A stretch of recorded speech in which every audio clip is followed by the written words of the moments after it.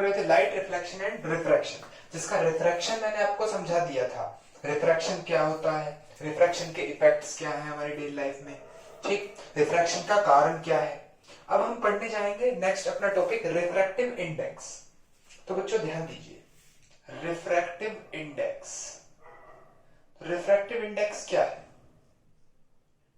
अगर एक मीडियम से दूसरे मीडियम में लाइट ट्रेवल करती है तो उसकी स्पीड चेंज होगी, ये हमने रिफ्रैक्शन में पढ़ा। उस स्पीड के रेशियो को हम रिफ्रैक्टिव इंडेक्स बोलते हैं, ठीक है। देखिए मान लीजिए मेरे पास ये कोई मीडियम की बाउंड्री में बना देता हूं रेड कलर से, ये हमारे पास एक मीडियम की बाउंड्री है, इसके ऊपर एक मीडियम है जिसका रिफ्रैक्टिव इंडेक्स n1 है। हम रिफ्रैक्टिव इंडेक्स को डिनोट करते हैं, इसका जो सिंबल है वो n है, और नीचे जो मीडियम है इसका रिफ्रैक्टिव इंडेक्स मान लीजिए n2 है, मतलब ये मीडियम 1 है, ठीक, मीडियम 1 और ये मीडियम 2 है। तो मीडियम 1 से लाइट मीडियम 2 में ट्रेवल कर रही है। ये इंसिडेंट रे है, ये इंसिडेंट रे का ओरिजिनल पाथ, और बच्चों ये मैंने बना दिया है नॉर्मल, ठीक, सरफेस के परपेंडिकुलर, ये क्या है नॉर्मल। मैं लिख सकता हूं it is incident ray, it is normal, और लाइट मान लीजिए रेयर मीडियम डेंसर, मैंने आपको बताया था कि जब लाइट रेयर से डेंसर की तरफ ट्रेवल करेगी तो टुवर्ड द नॉर्मल वो बेंड होगी, तो टुवर्ड द नॉर्मल मान लीजिए लाइट बेंड हो गई तो रिफ्रैक्टेड रे है, ठीक। अब अगर मैं बात करूं रिफ्रैक्टिव इंडेक्स की, तो इस मीडियम में मान लीजिए लाइट की स्पीड v1 है और इस मीडियम में लाइट की स्पीड v2 है, तो रिफ्रैक्टिव इंडेक्स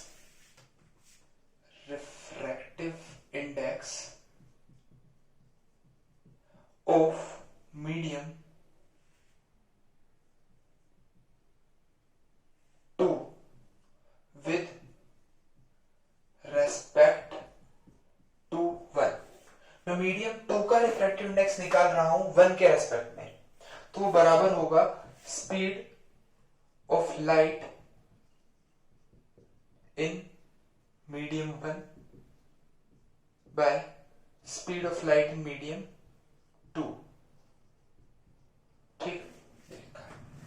मैं कह सकता हूं n21, n21 एक सिंबल है, it means refractive index of second medium with respect to first, ठीक है बच्चों, ध्यान रहेगा, refractive index of medium second with respect to first n21।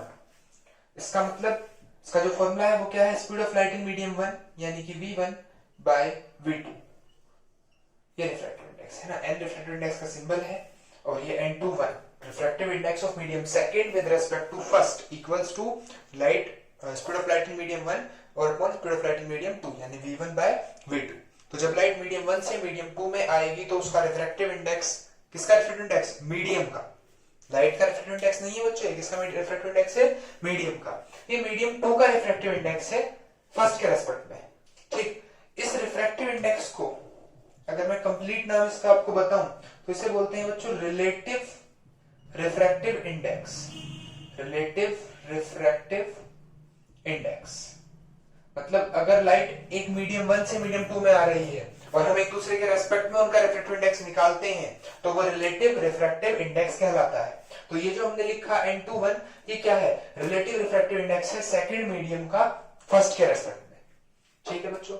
आपको रिफ्रैक्टिव इंडेक्स की जो डेफिनेशन है क्लियर हो गई होगी। अगर मैं बात करूं इसकी यूनिट की तो ये एक यूनिटलेस क्वांटिटी है, क्योंकि यूनिटलेस क्यों है, ऊपर भी स्पीड की यूनिट मीटर पर सेकंड, नीचे भी मीटर पर सेकंड कैंसिल होगी तो इसकी कोई यूनिट नहीं आएगी, यानी ये एक यूनिटलेस क्वांटिटी है, unitless and dimensionless refractive index. Clear, definition आपको क्लियर हो गई, आपको ये पता चल गया रिलेटिव रिफ्रैक्टिव इंडेक्स ये है। अब मैंने आपको स्पेशली अलग से क्यों बताया कि रिलेटिव रिफ्रैक्टिव इंडेक्स है, देखिए हम जो है दूसरा जो पढ़ते हैं वो एब्सोल्यूट रिफ्रैक्टिव इंडेक्स पढ़ते हैं और जनरली हम वही यूज करने वाले हैं। अगर मैं आपको समझाऊं, if medium first is air और वैक्यूम, अगर मीडियम फर्स्ट एयर या वैक्यूम है, ठीक, then the refractive index is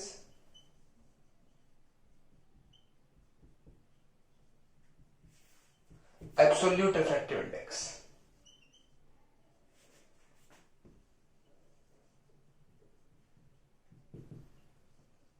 अगर मीडियम फर्स्ट को हम फिक्स कर दें कि मीडियम फर्स्ट एयर या वैक्यूम है, देन जब रिफ्रैक्टिव इंडेक्स हम निकालेंगे तो रिफ्रैक्टिव इंडेक्स मीडियम 2 का एयर के रेस्पेक्ट में होगा। तो यहाँ एयर लिखना है, लिखना जरूरी नहीं है, ठीक।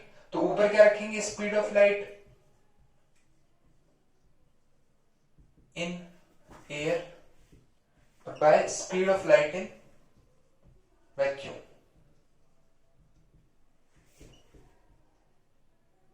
Speed of light in medium 2, जिस मीडियम का आप रिफ्रैक्टिव इंडेक्स निकाल रहे हैं।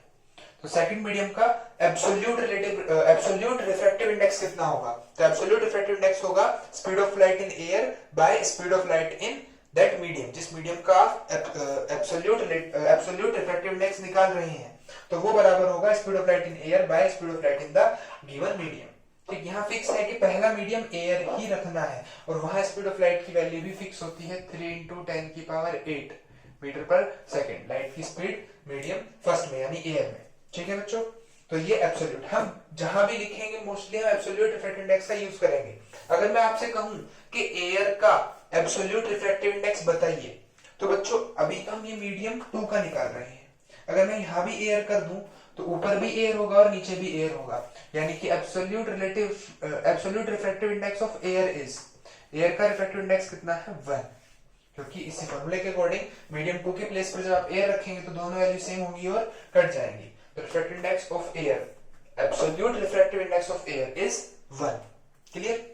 चलिए, आपको रिफ्रैक्टिव इंडेक्स अच्छे से क्लियर हो गया होगा। बहुत स्टूडेंट्स को इसमें डाउट रहता है, तो कोई डाउट है तो आप वीडियो दोबारा देखिए या फिर आप कमेंट बॉक्स में लिख दीजिए, मैं आपका डाउट क्लियर कर दूंगा।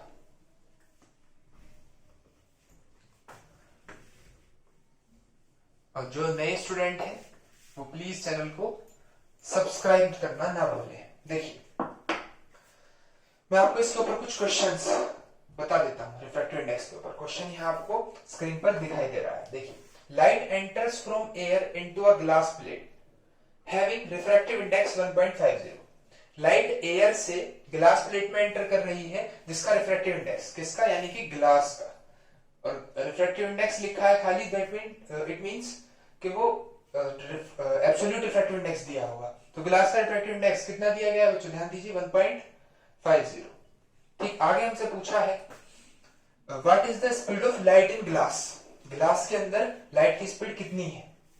ठीक, यानी कि speed of light in glass हमें बताना है, और एयर के अंदर स्पीड ऑफ लाइट हमें गिवन है 3 × 10⁸ मीटर पर सेकेंड। ये हमको फाइंड करना है। Clear students? तो ध्यान दीजिए, रिफ्रैक्टिव इंडेक्स ऑफ ग्लास का अगर मैं फॉर्मूला निकालूं एब्सोल्यूट रिफ्रैक्टिव इंडेक्स का, तो speed of light in air by speed of light in glass, glass का रिफ्रैक्टिव इंडेक्स निकाल रहे हैं तो नीचे ग्लास रखेंगे, ऊपर तो एयर फिक्स है। Speed of light in air कितना, 3 × 10⁸। Speed of light in glass find करना है, एन ग्लास कितना दिया हुआ है 1.50, तो वीजी में इधर ले आऊं, यानी speed of light in glass में इधर रखूं, और 1.50 डिवाइड में, तो 3 × 10⁸ बाय 1.50 डिवाइड करेंगे तो 2 × 10⁸ मीटर पर सेकेंड आ जाएगा, यानी कि ग्लास के अंदर लाइट की स्पीड 2 × 10⁸ मीटर पर सेकेंड है। तो ये क्वेश्चन है, आपको समझ में आया होगा। क्वेश्चन की मदद से आपको टॉपिक्स भी इजीली क्लियर और अच्छे से हो जाएगा। चलिए नेक्स्ट क्वेश्चन मैं आपको बताऊं, तो नेक्स्ट क्वेश्चन क्या दिया हुआ है, ध्यान से देखिए, यहाँ आपकी स्क्रीन पर क्वेश्चन दिखाई दे रहा होगा। क्वेश्चन है the refractive index of kerosene, turpentine and water are 1.44, 1.47 and 1.33। हमें तीन मटेरियल का रिफ्रैक्टिव इंडेक्स दिया हुआ है। किस किस का रिफ्रैक्टिव इंडेक्स दिया है बच्चों? रिफ्रैक्टिव इंडेक्स एक तो हमें दिया है वाटर का, कितना है 1.44। दूसरा रिफ्रैक्टिव इंडेक्स हमें दिया है टर्पेंटाइन का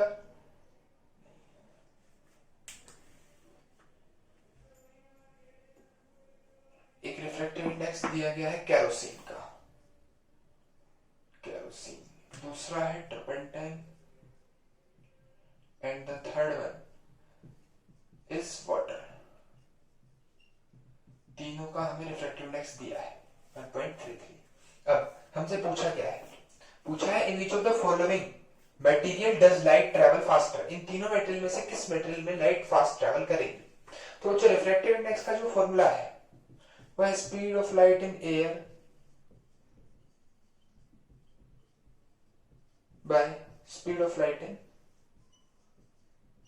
मीडियम। ये वैल्यू कांस्टेंट है, अगर मैं कांस्टेंट हटाऊं तो फिर वेलोसिटी बस इनवर्सली प्रोपोर्शनल बचेगी। वेलोसिटी इनवर्सली प्रोपोर्शनल है रिफ्रैक्टिव इंडेक्स के। इट मींस जिस मटेरियल का रिफ्रैक्टिव इंडेक्स जितना ज्यादा है उसके अंदर स्पीड ऑफ लाइट उतनी कम है।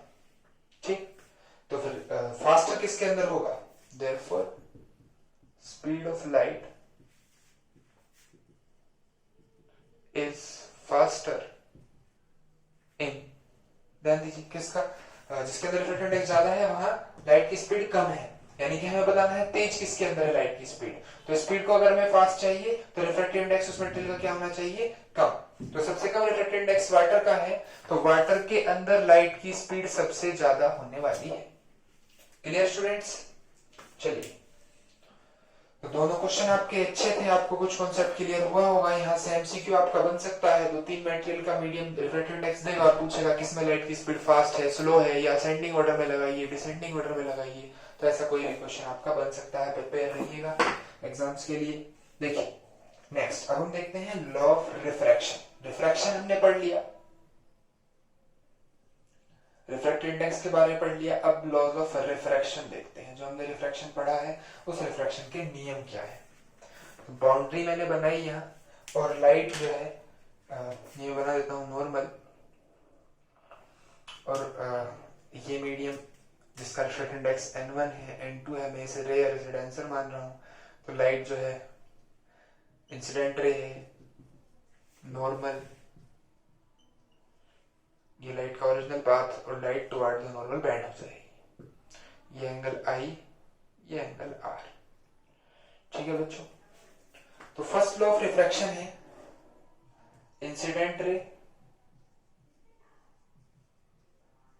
Coma refracted ray and normal all lies in the same plane. तीनों के तीनों सेम प्लेन में लाई करेंगे। मतलब ऐसा नहीं हो सकता कि लाइट इंसिडेंट ऐसे हुई और रिफ्रैक्ट होने के बाद वो इधर मूव कर जाए, नहीं। जिस प्लेन में ये है लाइट ऐसा है तो इधर ही किधर भी मूव कर सकती है, लेकिन रहेगी इसी प्लेन में। जैसे लाइट इस प्लेन में, इस बोर्ड एक प्लेन है, इस प्लेन के अंदर है, तो ऐसा नहीं हो सकता लाइट आई और इस बोर्ड से बाहर निकल गई, नहीं। इसी प्लेन में इंसिडेंट रे, नॉर्मल और रिफ्रैक्टेड रे, तीनों को इसी प्लेन में रहना होगा।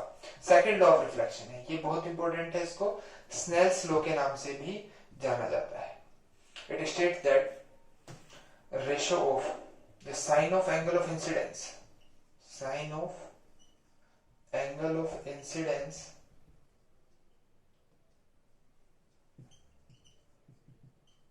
ratio of sine of angle of incidence to the sine of angle of refraction। बच्चों साइन ट्रिग्नोमेट्री वाला साइन है, ठीक है। Sine of angle of refraction is constant, ये कांस्टेंट है, and which is equal to, constant तो है ही, साथ साथ वो रिलेटिव रिफ्रैक्टिव इंडेक्स के बराबर होता है।